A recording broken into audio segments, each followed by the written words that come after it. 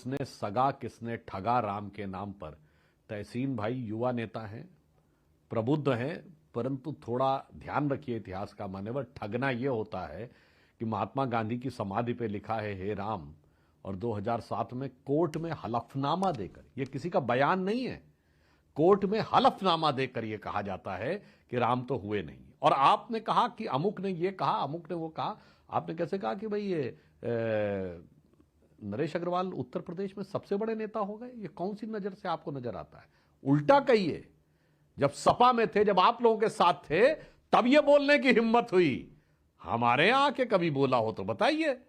इसलिए ये तो आपकी संगति का प्रभाव था। अब मैं बताता हूं आपने जो किया।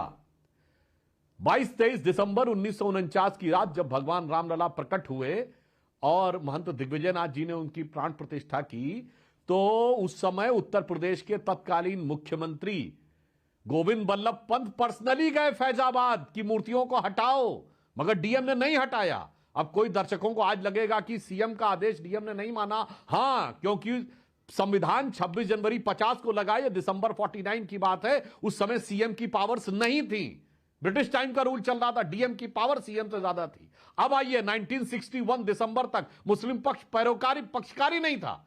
वो दिसंबर 1961 में बना, जब 12 साल की मियाद पूरी होने में केवल 11 दिन रह गए थे।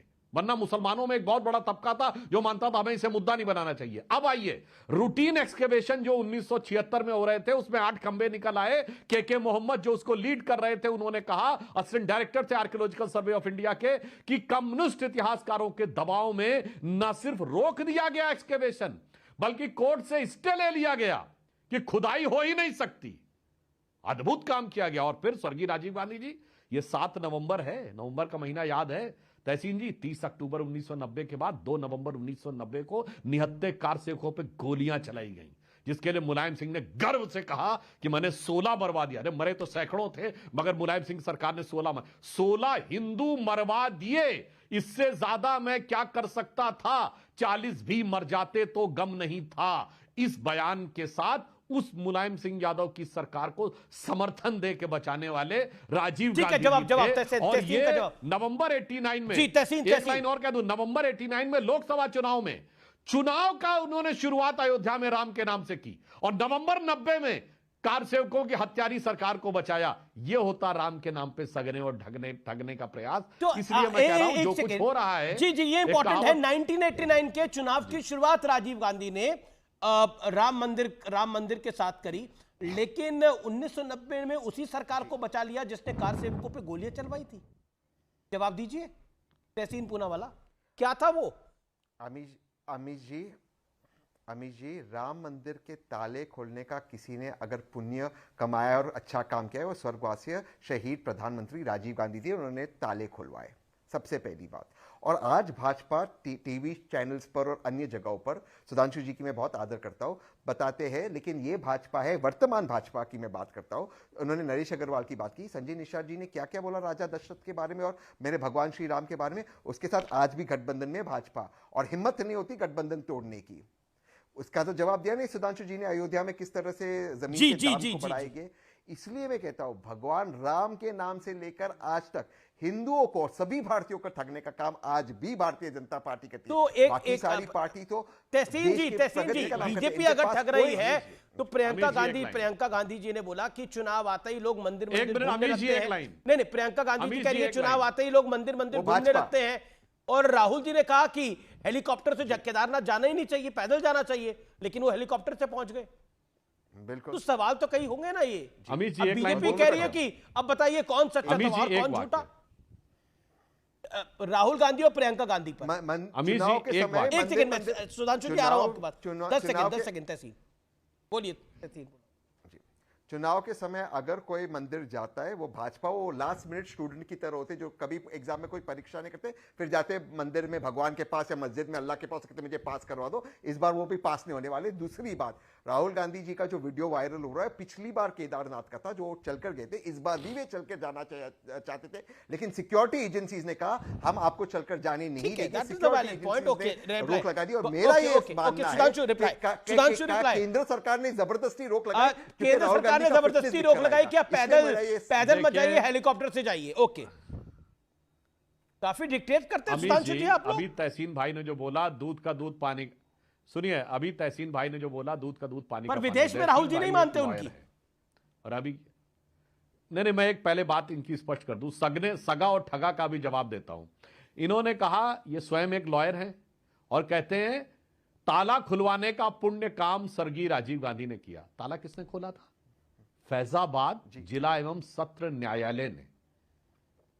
एक वकील कह रहा है कि न्यायालय का निर्णय प्रधानमंत्री ने करवाया। यह है ठगने का तरीका। सोचिए, ये कॉन्स्टिट्यूशनल प्रोप्राइटरी का विषय भी है कि एक सेशंस कोर्ट के जजमेंट को, और ये इनकी गलती नहीं है, सारे कांग्रेस के लोग आके कहते हैं जी हमने खुलवाया, हमने खुलवाया, हमने खुलवाया। अरे भाई, वो तो न्यायालय ने खोला, आपने तो रुकवाने का प्रयास किया, वरना तो 49 में ही ताला नहीं रहना चाहिए था। लगवाया किसने था ताला? ये कहो भाई, लगवाया सरकार ने था, खोला कोर्ट ने। यह अंतर है दोनों में हकीकत में, जो आप कहने का प्रयास करते हैं। इसलिए मैंने ये बात साफ कही। और एक और बात कह दूं, इतना ही नहीं, दिसंबर 92 में नरसिम्हा राव ने एज प्राइम मिनिस्टर कहा कि हम बाबरी मस्जिद दोबारा बनवाएंगे, जबकि कोर्ट ने उसे बाबरी मस्जिद नहीं, विवादित ढांचा बोला। मुलायम सिंह ने एज चीफ मिनिस्टर कहा कि हम बाबरी मस्जिद दोबारा बनवाएंगे। और अमीश जी, मैं पहले भी कह चुका हूं, यह कह के उन्होंने हिंदू धर्म भावनाओं को आहत नहीं किया, इस्लामिक भावनाओं को भी आहत किया, क्योंकि इस्लाम की मान्यता के अनुसार नरसिम्हा राव और मुलायम सिंह यादव काफिर हैं और काफिरों को मस्जिद तामील करने का हक नहीं है। इसके बावजूद उन्होंने कहा मस्जिद बनवाएंगे। जी, मैं अब रवि श्रीवास्तव के पास चलता हूं। मैं रवि जी, तहसीन में आपको मौका दूंगा, आगे आपको मौका दूंगा। राजीव गांधी ने उस ऑर्डर को चैलेंज नहीं किया। एक ही लाइन, राजीव जी ने उस ऑर्डर को चैलेंज नहीं किया और मुख्यमंत्री को आदेश दिया कि कोर्ट के ऑर्डर का पालन हो और ताले खुलवाए जाए। और उनका लास्ट रवि श्रीवास्तव जी, तो अरविंद केजरीवाल जी का क्या योगदान है राम मंदिर को बनवाने के लिए? क्योंकि उन्होंने तो, उनकी पार्टी ने, और उन्होंने तो कहा था कि राम जन्मभूमि पर यूनिवर्सिटी खोलने की सलाह दी थी। उन्होंने तो बाकायदा अपनी नानी को कोट करते हुए कहा था कि मस्जिद तोड़कर, मेरा राम मस्जिद तोड़कर मंदिर, उस मंदिर में नहीं बच सकता, तो मस्जिद तोड़कर बनी हो।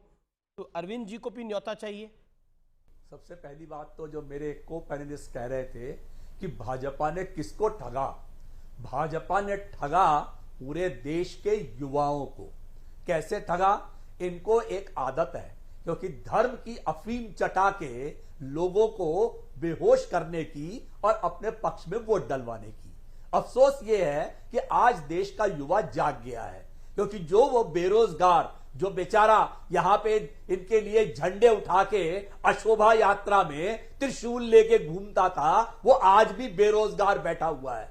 और इनके बड़े नेताओं के बच्चे हार्वर्ड, येल, कैम्ब्रिज में जाके डॉलर कूट रहे हैं, वो बेचारा यहां कूदता रह गया, वो आज भी बेरोजगार बैठा हुआ है, आज भी महंगाई से जूझ रहा है, आज भी वो पढ़ नहीं पा रहा है देश के अंदर, आज भी स्वास्थ्य नहीं है उसके पास में, आज भी महिला सुरक्षा नहीं है देश में। इस मंदिर से आपकी भावनाएं जरूर ऊपर उठेंगी, आपकी आस्था का जरूर सम्मान होगा, मगर देश के लोगों को क्या मिलेगा, इस सवाल का जवाब कौन देगा? क्या मिलेगा इस मंदिर बनने से? देश के लोगों की गरीबी दूर हो जाएगी क्या? देश के लोगों को स्वास्थ्य मिल जाएगा क्या? शिक्षा मिलेगी क्या? उनको महंगाई से राहत मिलेगी क्या? क्या मिलेगा देशवासियों को अगर ये मंदिर बन गया? तो मंदिर तो बन रहा है, वो तो सबकी श्रद्धा की अपनी बात है, जिसको जाना है जाएगा, नहीं जाना है नहीं जाएगा। और जहां तक आम आदमी पार्टी का सवाल है, वो पार्टी तो हमेशा से तीर्थ यात्रा कराती रही है बुजुर्गों को। अब वो पहले वैष्णो देवी लेकर के गए और तीर्थों में लेके गए, अब अयोध्या भी लेकर के जाएंगे, क्योंकि राम मंदिर नानी जी वाले पर आप कुछ नहीं बोले, राम मंदिर ये हिंदुओं के ठेकेदार नहीं है भाई। हिंदू तो हर पार्टी में है, अखिलेश यादव की पार्टी में भी हिंदू है, सीपीआई सीपीएम में भी हिंदू है, हर पार्टी में हिंदू है। हिंदू आस्था अपनी जगह पर है और ये काम जो है ये मंदिर बनने का, ये अपनी जगह पर है।